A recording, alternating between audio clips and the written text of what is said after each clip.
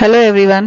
Today we are going to cover cost accounting standard number, that is 14, which is on cost accounting standards on pollution control cost. So this is the very major cost of any manufacturing unit, you can say.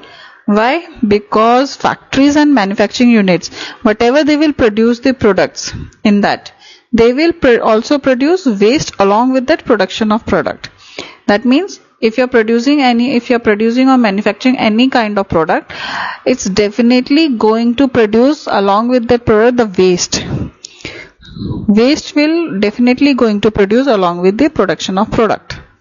But in today's environment, whereas environment is the topmost priority for everyone, even for me also, even for you also, so even for state and central government also, then how to treat that waste?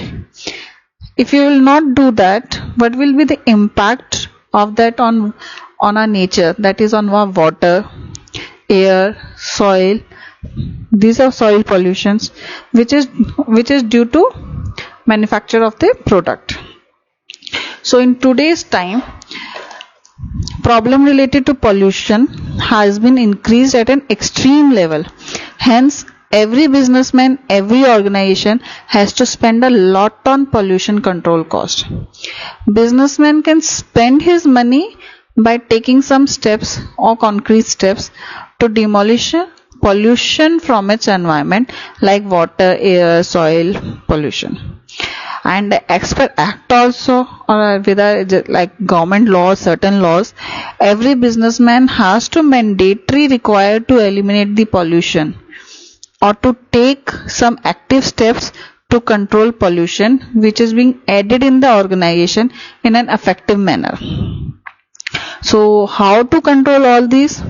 As there are various government norms also, and government has given the solution also for this, and you have to apply it on this to control pollution. If any waste pollution plants to be used as per the government norms, then you have to implement that also as per the norms.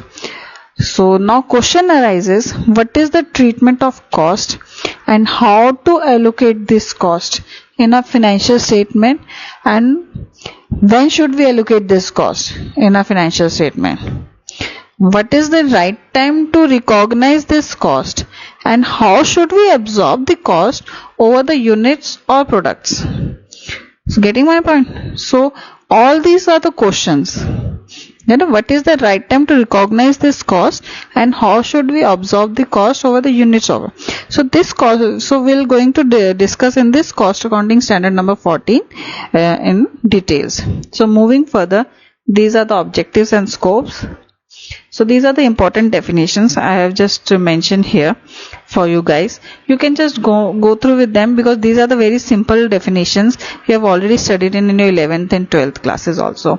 Air pollutants, air pollution, water pollution, soil pollutants, environment pollutants, environment pollution, pollution control. What is pollution control? Pollution control is a term used in environment management. It means the control of emission and effluence into air, water or soil. Now question is, what is emission and effluence? Emission means which release containment of particles into the air, which is very pollutant. So that is air pollutants. And effluence is a liquid waste material that comes out of factory or a sewage. So we have to control it.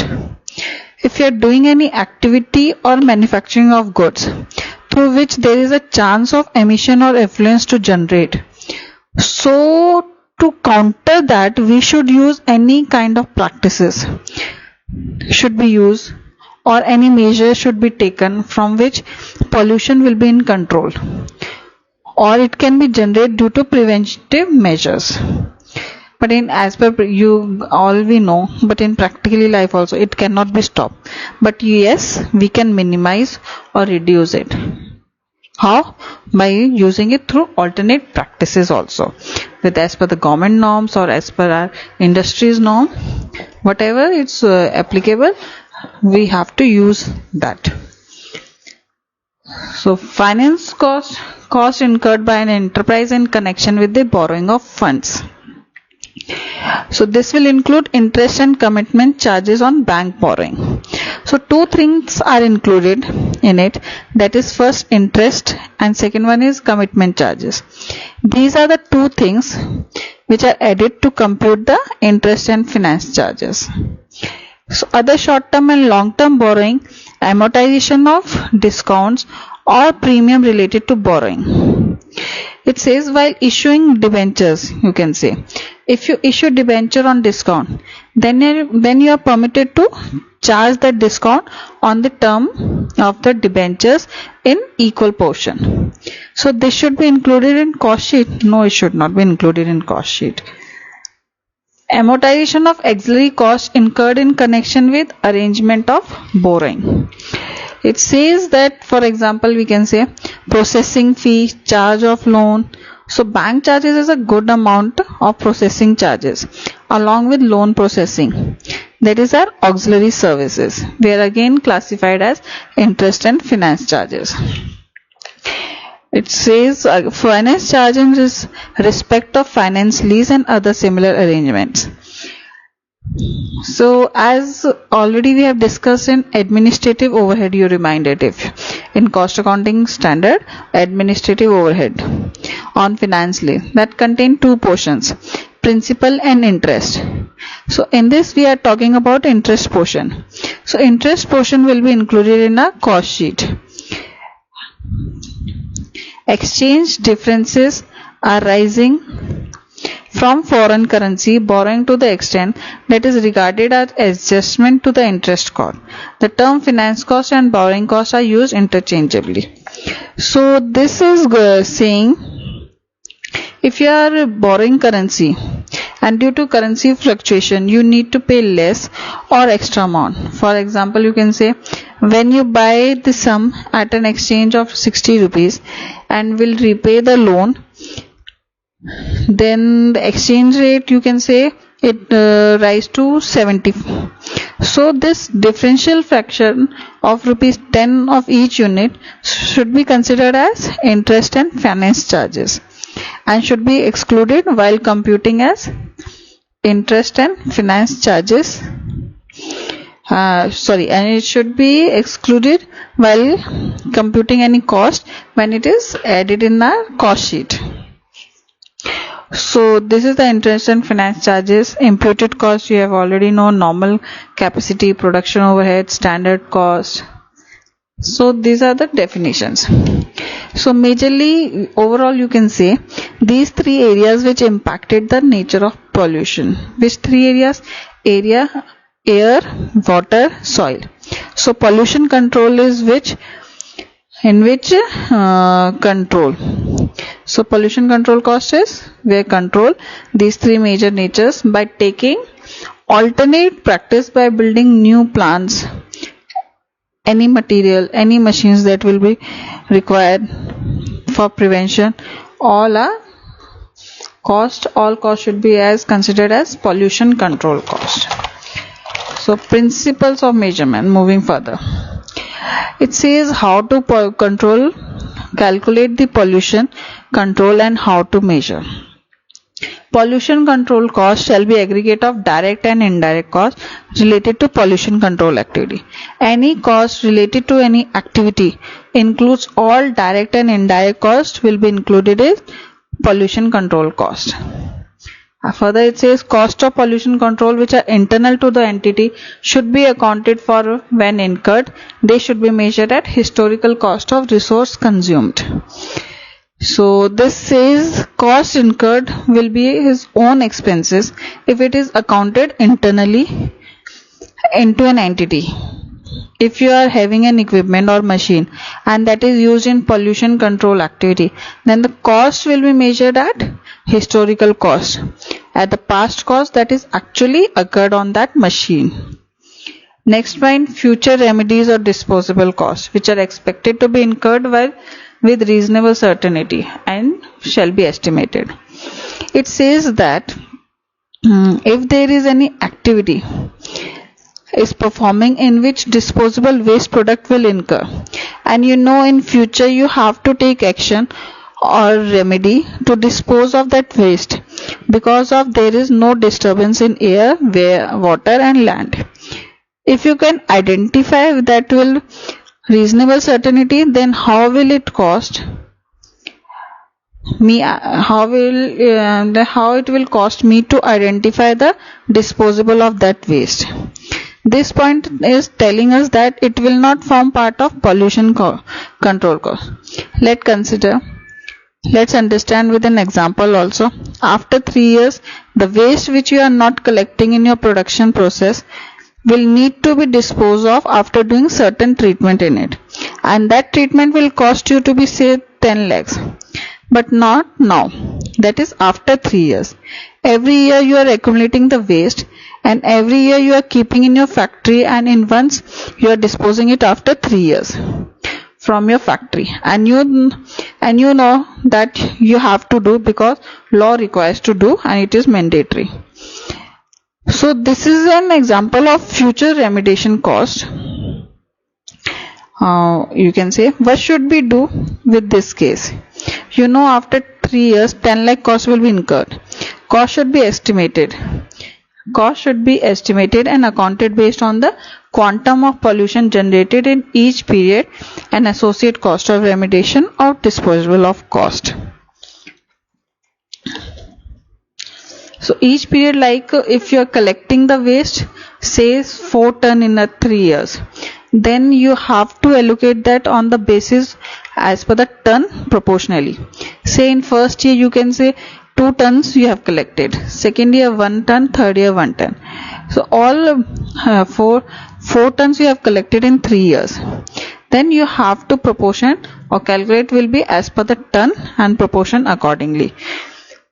So this point says that. Moving further, contingent future remediation or disposable cost. What do you mean by contingent future? It means a cost which is on future activity. That is, you are not sure whether cost will incur or not. If there is any kind of waste on which you have to take action for dispose of that waste, but you don't know with uncertainty how much cost will incur.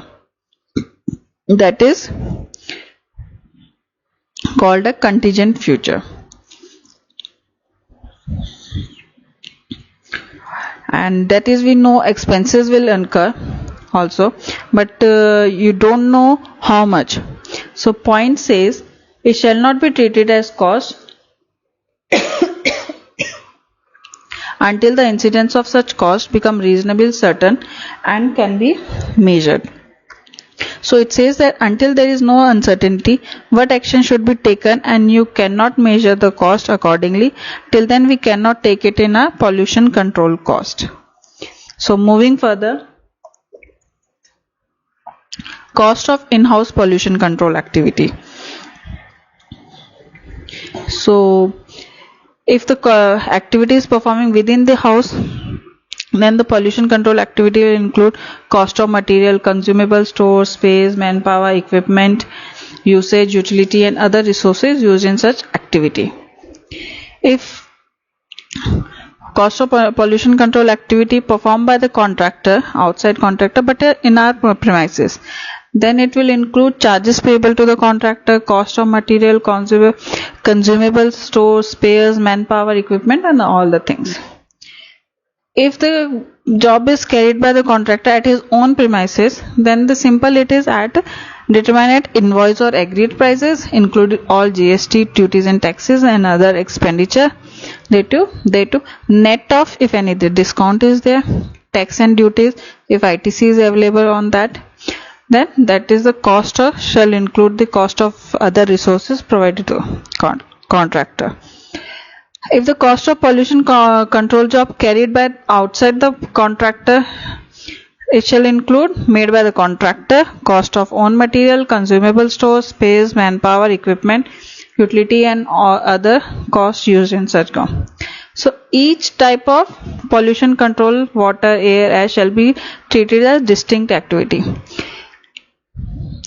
Every measurement of pollution control shall be treated as distinctly, whether it is water, air or separately every calculation should be made.